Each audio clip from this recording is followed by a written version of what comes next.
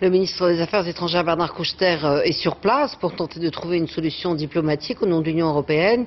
Il prépare aussi la visite que le président français Nicolas Sarkozy pourrait effectuer à Moscou dans les prochains jours pour tenter de régler cette question. Sur place, Zinedine Boudaoud et Mathias Soulon. Un rien a suffi à semer la panique. Le bruit d'un rotor d'hélicoptère au-dessus du cortège officiel. Le président géorgien est évacué. Aucun coup de feu n'a été tiré. C'était une fausse alerte.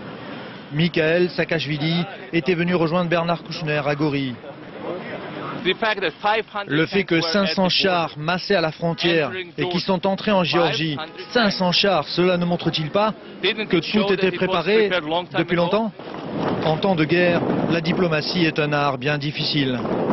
Il faut ménager les égos des belligérants, faire avec les horreurs de la guerre, comme dans cet hôpital de Gori. Il y a eu 16 morts, il y a eu 600 blessés, puis il y a eu 45 civils qui sont morts. Ce matin, le chef de la diplomatie française avait obtenu l'adhésion du président géorgien au plan de paix proposé par l'Union européenne. Un plan en 4 points, cessez-le-feu immédiat, retrait des troupes, corridor humanitaire, puis négociation.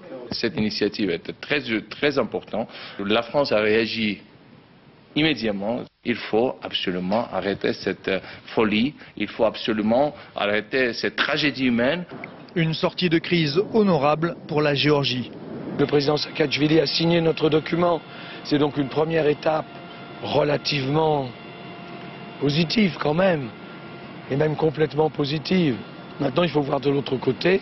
Avant de gagner Moscou, où se rendra aussi le président Sarkozy, Bernard Kouchner a fait une escale en Ossétie du Nord, côté russe, auprès de réfugiés.